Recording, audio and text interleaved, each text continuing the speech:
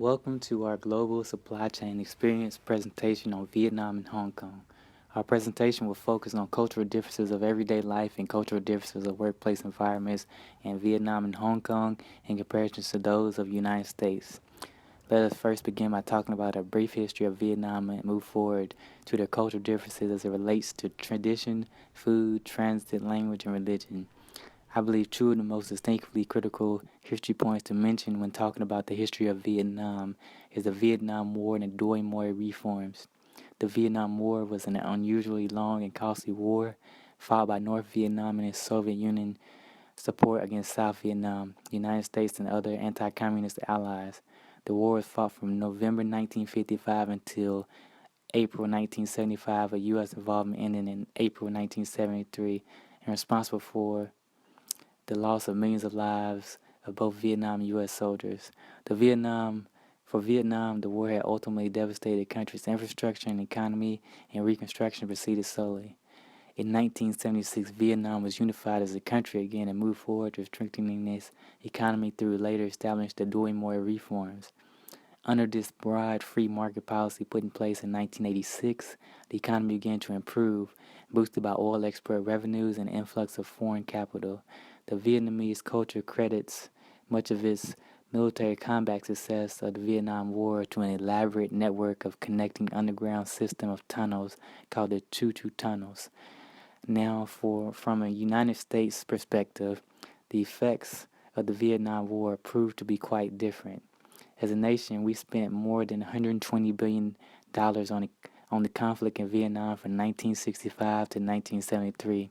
This massive spending led to a widespread inflation intensified by worldwide oil crisis in 1973 and skyrocketing fuel prices. Psychologically, the effects of ran even deeper and had bitterly divided the nation as a whole. So while most citizens of Vietnam view the war as a great military accomplishment and successful triumph, we as most Americans are the total opposite and view it as a legacy of bitterness that killed many Americans and divided American citizens. Another distinctive cultural difference is the Vietnamese language, where each syllable has 6 different tones that can be used, tones that can change the definition of most words, making it difficult for non-native speakers to pick up or much less master the language. Now in the U.S., although a native language is English, there are many other languages that are spoken, ranging from Vietnamese to Korean to Italian. So we are definitely a country of diverse languages, whereas they are more similar in speech. Now probably the biggest cultural differences from a day-to-day perspective is transportation.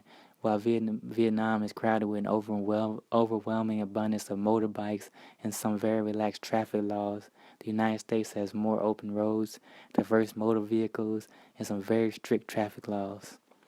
And now in terms of cultural workplace differences, one noticeable difference we discovered was although Vietnam is relaxed on certain safety aspects like PPE, we take as a high regard, their workers are very precise and detailed in every inch of their work ethics. So Vietnam is a very interesting country, but quite the contrast from the culture of the United States. Rohan.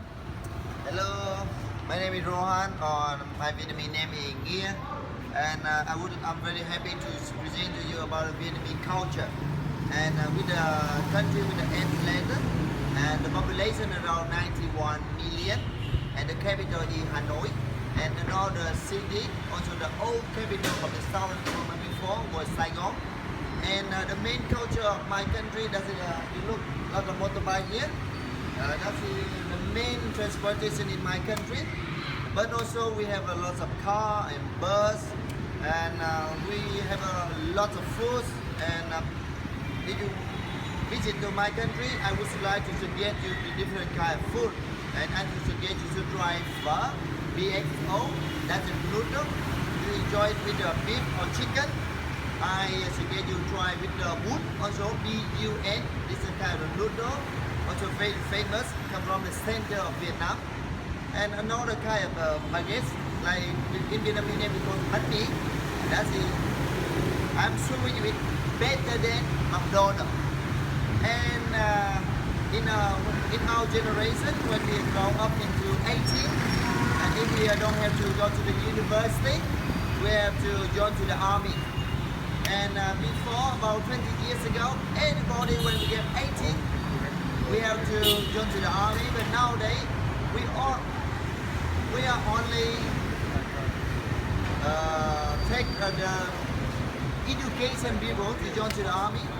And even for us, if we go to the army or not, it doesn't matter, because if after we join to university, we have to join to the military course for 1 month. And after that, we have some basic skill like using the AK-47 or how to clamps. And after 18 months, you will go back to the daily life, and you can start your new job and you build up your dream. And nowadays in our country, on the way of development, and we would like to become the dragon of Asia in the future. And we have a lot of investment right now. And welcome to Vietnam. Enjoy and experience. Hong Kong, which is literally translated as the Fragrant Harbor, is an autonomous territory on the south coast of China and is known for its skyline and naturally deep, beautiful harbor. With around 7.2 million people of various nationalities, Hong Kong is the #1 tourist attraction in the world. After being ruled by the British for 100 years, in 1997, the territory became a special administrative region of China with a high degree of autonomy, with the principle one country, two systems. There are many cultural similarities and differences here in Hong Kong. The population is generally considered sophisticated and very westernized. There were similar interests in Hong Kong that were similar to those in the States. Examples can be seen in movies and clothing. The Happy Valley Racecourse was also an example of the Western influence. There are also some differences here in Hong Kong, as can be seen in the body language. In Hong Kong, a stranger may stand close to you when talking or doing day-to-day activities. However, they are reserved and uncomfortable with actual body contact. It is frowned upon to hug or pat a stranger on the back. There is also a booming economy here in Hong Kong for many reasons. Since 2011, 150,000 businesses have started here in Hong Kong, second only to London. The internet speed in Hong Kong is over 10 times faster than that of the mainland, and it also has no censorship. Thanks to examples like this, foreign investment as a percentage of the GDP is growing in Hong Kong, even though it decreases in the mainland.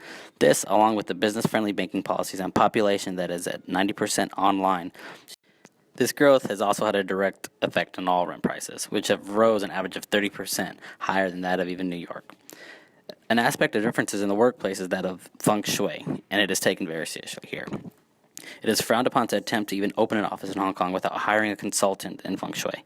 A feng shui professional advises on facilities, moving dates, opening dates, entrances, etc.